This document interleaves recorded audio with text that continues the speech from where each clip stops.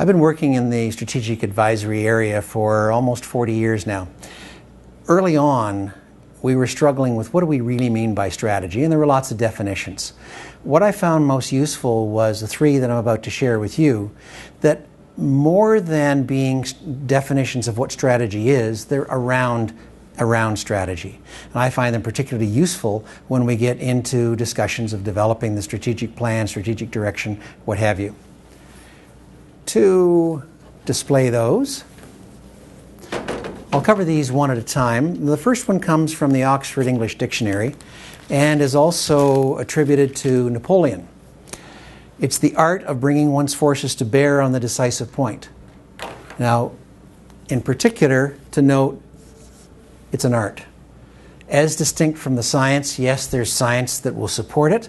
However, when push comes to shove, it's the decisions that the senior leaders need to make based on what they think about something, where their values are, and how their gut feels about it. Second piece is focusing on the decisive point. So what's important here? What is the crux of the whole issue?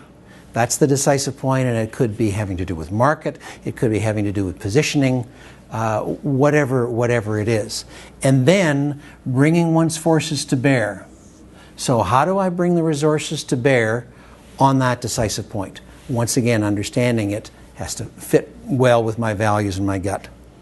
The second definition comes from an author, Harlan Cleveland, in his book back 30 years on the future executive.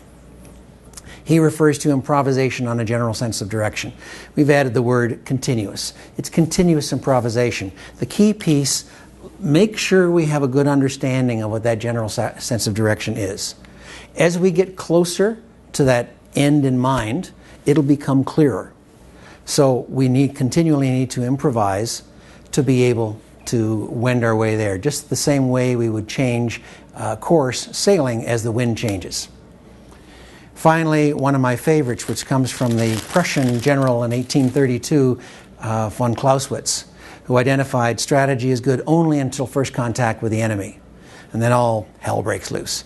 So that notion of develop the strategy and then follow it quickly to see what's the impact of that strategy on your marketplace, on your people, on your competitors. Are you getting a response and a reaction from the marketplace or competitors, and be able to respond quickly because of your improvisation.